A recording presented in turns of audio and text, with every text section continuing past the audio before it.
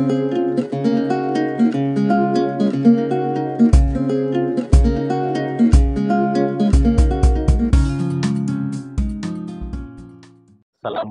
warahmatullahi wabarakatuh.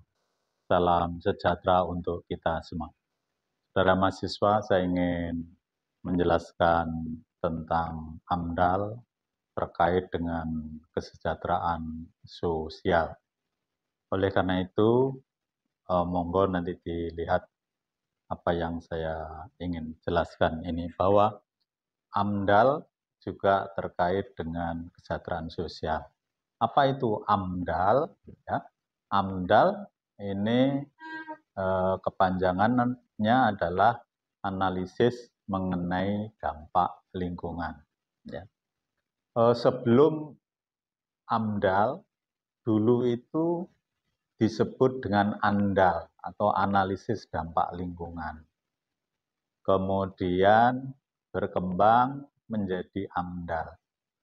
Oleh karena itu, yang ANDAL, analisis dampak lingkungannya itu, sebetulnya intinya adalah merupakan metode bagaimana menganalisis dampak lingkungan. Jadi teknik-teknik, metode-metode bagaimana menganalisis dampak lingkungan. Sedangkan AMDAL yang dimaksud sekarang ini adalah mengenai hasil studi, hasil analisis, ya, yang menggunakan metode-metode tertentu, dan kemudian hasil dari studi itu kemudian disebut dengan AMDAL. Ya. Jadi kalau saya istilahkan bahwa ANDAL itu adalah metodenya, kemudian AMDAL itu hasilnya. Saya analogikan misalnya skripsi, maka metode penelitian itu adalah ANDAL, gitu ya. Skripsi itu adalah hasil. Oleh karena itu AMDAL, gitu ya, AMDAL hasil studi dari analisis dampak lingkungan yang dapat memberikan penjelasan yang besar, yang jelas terhadap apa-apa terkait dengan proyek yang akan dilakukan.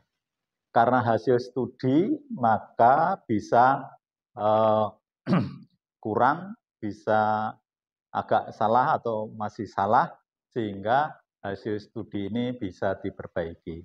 Hasil studi ini kemudian digunakan untuk memutuskan apakah suatu proyek itu bisa dilanjutkan atau proyek itu diperbaiki, ya, atau proyek itu bisa dihentikan. Kalau misalnya dampaknya sangat luar biasa, misalnya dampak negatifnya itu sangat besar, maka mungkin suatu proyek pembangunan itu bisa dibatalkan.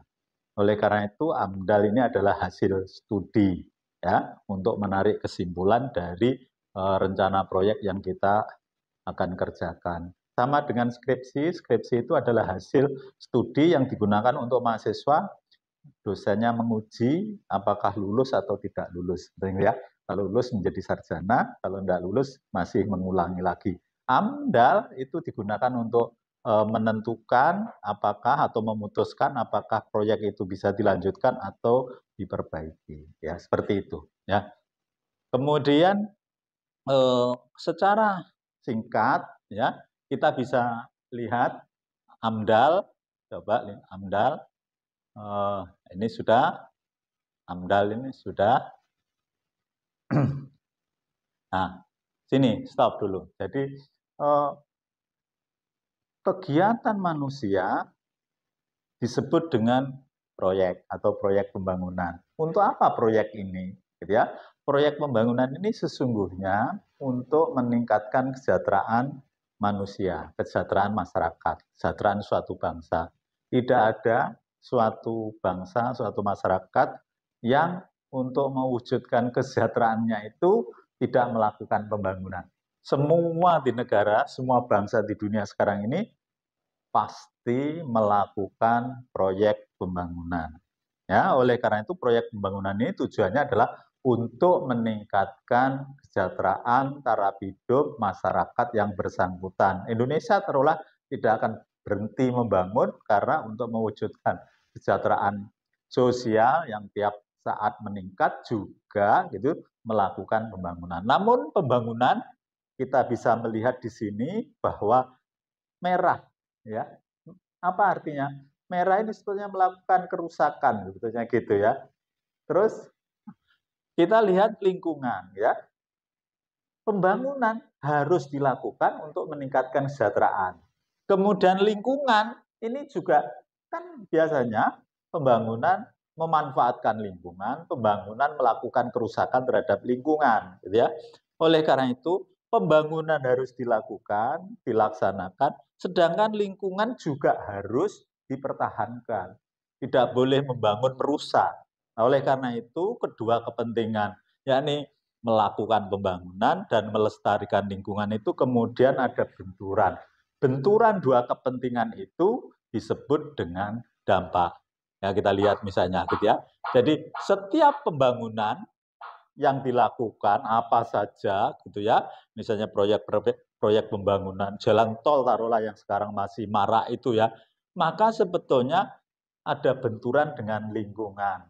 Kita ingin melestarikan sawah, tapi ada proyek jalan tol rusak ya, atau sawahnya menjadi hilang, atau hutannya menjadi berkurang. Oleh karena itu, setiap proyek pembangunan itu pasti mempunyai dampak. Kita harus melestarikan lingkungan, yang kita harus melaksanakan pembangunan. Benturan kedua hal itu kemudian menimbulkan dampak. Sebetulnya menurut saya kalau kita lihat bahwa benturan kedua kepentingan itu menimbulkan dua dampak merah, maksud saya adalah dampak negatif gitu ya, yang positifnya satu. Jadi setiap kegiatan itu kalau kita lihat yang ke atas juga yang merah itu dua, yang positif satu, yang negatif dua, yang positif satu. Di bawah juga begitu. Oleh karena itu kalau misalnya tidak ada misalnya suatu usaha bagaimana tidak ofensifnya pembangunan dan kita juga harus melestarikan lingkungan, itu kemudian kita melakukan yang disebut dengan AMDAL, gitu ya. Bagaimana AMDAL tadi itu? AMDAL itu adalah bagaimana cara, gitu ya, cara memperkecil dampak-dampak negatif ini. Dampak negatif kemana? Dampak negatif kepada lingkungan, sedangkan gitu ya, yang kita perbesar adalah dampak-dampak positif. Lingkungan tidak rusak, pembangunan terus berlangsung. Kalau itu terjadi, maka tingkat kesejahteraan masyarakat menjadi meningkat. Itu intinya seperti itu. Oleh karena itu, AMDAL itu berusaha memperkecil dampak-dampak negatif suatu proyek pembangunan dan memperbesar dampak-dampak positif. Itu intinya seperti itu. Sehingga kita bisa, oh kalau sudah ada AMDAL-nya biasanya sudah dianalisis, maka proyek-proyek itu dampak negatifnya menjadi sedikit, berkurang, dan kemudian dampaknya positif menjadi bertambah. Itulah yang kita maksud AMDAL itu. Ya, dengan AMDAL itu kemudian proyek boleh dilakukan karena dampak negatif yang ditimbulkan sudah minimalis lah, taruhlah gitu. Oleh karena itu, mari kita lihat, kita menganalisisnya. Ya, ini misalnya metode analisis dampak lingkungan. Ya, misalnya begini. Kalau kita lihat ini ke atas ini adalah kualitas, sedangkan ke samping kanan sana ini adalah waktu. Jadi kalau misalnya saya kasih ini adalah T0 ya, time ago gitu ya. Terus kemudian sekarang adalah T1 ini adalah time sekarang dan time yang akan datang. Sesungguhnya kalau misalnya gitu ya, lingkungan itu tidak ada apa-apanya, tidak ada kegiatan pembangunan. Sebetulnya dari tahun ke tahun ada seperti ini, tidak ada kerusakan gitu ya. Kalau misalnya binatang yang banyak pun itu tidak akan melakukan kerusakan lingkungan. Tapi karena ada manusia, gitu ya, kemudian ada dampak-dampak dari kegiatan manusia, gitu ya. Oke, lanjutannya. Ya, kalau kita lihat ini misalnya gitu ya, keadaan lingkungan bisa seperti ini juga, gitu ya. Jadi kualitas lingkungan kemudian dari waktu ke waktu, tahun yang lalu, tahun sekarang, tahun yang akan datang di sini. Apa artinya bahwa lingkungan itu bisa meningkat, kualitasnya bisa meningkat. Seperti apa? Misalnya kalau kita memotret Gunung Semeru meletus yang sangat dahsyat, rusak semua, gitu ya. Itu dibiarkan saja, itu akan meningkat seperti ini, kualitasnya akan naik seperti ini. Keadaan lingkungan naik, nggak ada kegiatan manusia, tapi karena ada kegiatan bencana alam, Gunung Merapi meletus, Gunung Semeru meletus, maka dari tahun lalu mungkin rusak, kemudian tahun sekarang sudah bagus, mungkin 2 tahun lagi sudah pulih, sudah bagus lagi. Inilah model di mana lingkungan awalnya rusak kemudian menjadi lebih baik dengan sendirinya, gitu ya. Nah, terus, kemudian ini ya, ada juga yang lingkungan itu, misalnya kualitasnya ke sana, ini menurun, ya. Keadaan lingkungan atau kualitas lingkungan menurun. Apa ini? Yang sekarang terjadi itu adalah ada gurun Sahara itu katanya gitu ya. Gurun Sahara menurun seperti ini. Karena apa? Gurun Sahara itu setiap tahun, misalnya tahun lalu gitu ya, luasnya sekian juta hektar itu turun.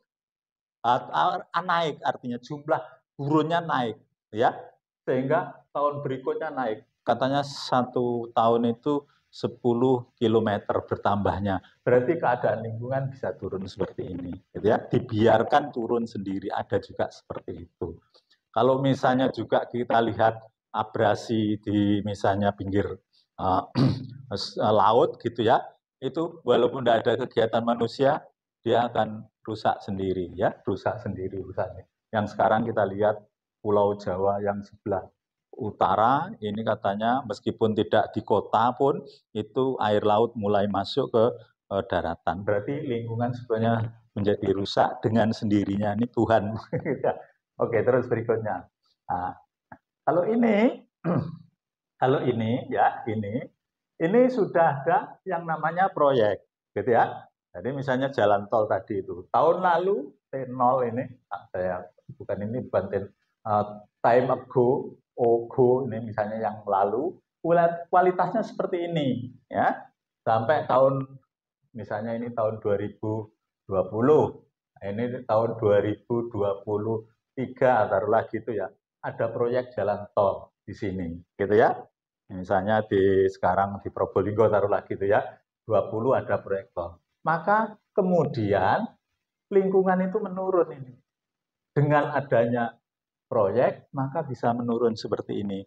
Inilah sebetulnya yang kita inginkan, bagaimana supaya gitu ya, lingkungan itu tidak drastis semacam ini. Tadi itu dampak negatifnya 2, dampak positifnya 1. Kalau bisa dampak negatif itu 1, dampak positifnya 2. Kenapa? Kalau itu terjadi, sebetulnya lingkungan tidak turun drastis gini, mungkin akan agak landai gini ya, sedikit gini. Apa artinya kalau seperti itu? Berarti kualitas lingkungan itu masih terus agak baik. Lama. Anak cucu kita masih bisa menikmati lingkungan. Tapi kalau seperti ini mungkin 30 atau 20 tahun yang akan datang sudah hilang atau sudah rusak sama sekali. Oleh karena itu AMDAL berusaha bagaimana meningkatkan ini ya, gap ini diturunkan menjadi lebih kecil ya, yakni dampak positifnya diperbanyak, dampak negatifnya ini yang penting sangat sedikit sehingga nanti akan ke sini. Itu yang namanya AMDAL sebetulnya gitu. Lanjut. Nah, jadikan proyek seperti itu. Kemudian kalau kita lihat ini ada juga yang kualitas lingkungan tanpa proyek, yang hijau sini, ini lurus ya, karena homeostasis ini ya, proyek ini. Tapi dengan proyek itu bisa bagus. Ada juga yang seperti itu. Misalnya apa? Yang seperti di Situbondo itu ada gunung yang tandus gitu ya. Kemudian ditanami tumbuh-tumbuhan, ditanami pohon-pohon. Nah, model seperti itu sebetulnya dengan proyek bisa naik, ya bisa naik lebih bagus. Ya kalau tandus terus, ya ini sebenarnya jelek terus gini ya. Walaupun ini katanya bagus, tapi bisa dikatakan jelek terus dari sini ke sini jelek terus. Tapi dengan rebuisasi taruhlah gitu, itu menjadi lebih meningkat. Nah, ini bagus juga ini ya, jadi meningkatkan kualitas lingkungan. Selanjutnya, nah, yang ini adalah di mana kualitas lingkungan itu tidak terpengaruh. Ini sebetulnya saya berkeinginan ya. Jadi ini kualitas lingkungan T0, T1, T2. Misalnya saja kalau ini 10-an tahun, ini tahun 2010, ini 2020, ini tahun 2020 adalah sama. Apa artinya sama? Keadaan lingkungan ada dan tidak ada proyek bagus terus. Ini bagus ini ya. Kalau dalam bahasa saya itu adalah homeostasis ya. Homeostasis itu kalau misalnya ada yang rusak sedikit, kemudian ada pulih lagi. Atau dalam bahasa yang lain, manusia taruhlah begitu, kalau seperti ini itu namanya imun. Apa itu imun? Kalau ada penyakit dia menyembuhkan dirinya sendiri, gitu ya. Jadi imun. Nah, lingkungan yang homeostasis itu adalah lingkungan yang imun yang seperti ini, ada proyek atau tidak, lingkungannya tetap bagus. Nah, di negara-negara barat itu nggak boleh, apa itu? Proyeknya nggak boleh besar-besar. Proyek kecil-kecil gitu ya. Kalau proyek-proyek kecil-kecil itu ya ada proyek atau tidak, lingkungan tetap stabil. Nah, di sini proyeknya kadang-kadang besar sekali, sehingga lahan-lahan, kemudian hutan itu menjadi korban dari suatu proyek, sehingga agak bisa menurun, kualitas lingkungan bisa menurun. Oleh karena itu seperti ini saya inginkan. Saya juga secara pribadi ingin ya orang itu imun ya, lingkungan itu imun. Ada proyek atau tidak itu selalu kualitasnya baik. Manusia yang sehat itu sesungguhnya yang imun itu. Temannya yang sakit flu tidak mempengaruhi gitu ya, sehat saja. Tapi ada orang yang temannya batuk, dia sudah batuk. Temannya belum batuk, dia juga batuk. Kejadian seperti itu. Nah, jadi seperti itu orang tidak imun. Tidak, dalam bahasa lingkungan adalah homeostasis. Oke, terakhir. Nah, ini juga yang kaitannya dengan proyek, terus proyek, ya proyek ini yang ini ada. Jadi sesungguhnya dampak ya kegiatan itu ya, aktivitas manusia menimbulkan ini dampak terhadap lingkungan, juga menekan proyek pembangunan, dan yang terpenting sebetulnya menekan kesejahteraan manusia. Oleh karena itu dampak-dampak terhadap lingkungan ini harus diperkecil supaya kesejahteraan sosial manusia ini tidak juga turun, gitu ya. Ekonominya bagus, lingkungannya jelek, berarti kesejahteraan manusia menjadi turun. Karena kesejahteraan sosial itu sekarang bukan hanya misalnya saja makan, minum, pakaian, secara ekonomi itu saja, tapi sekarang dengan adanya social development, pembangunan sosial itu manusia harus diperhatikan. Manusia sejahtera itu bukan hanya aspek fisiknya, aspek kebutuhannya, tetapi kenyamanan, kemudian kesenangan, dan seterusnya itu menjadi perhatian dari kesejahteraan sosial manusia, sehingga dampak-dampak negatif dari proyek-proyek pembangunan tadi harus dieliminir atau diperkecil, dan dampak positif diperbesar, sehingga kesejahteraan manusia yang melalui aktivitas pembangunan tadi bisa kita wujudkan. Masyarakat menjadi sejahtera dari kegiatan proyek pembangunan yang dilakukan. Demikian, Assalamualaikum warahmatullahi wabarakatuh.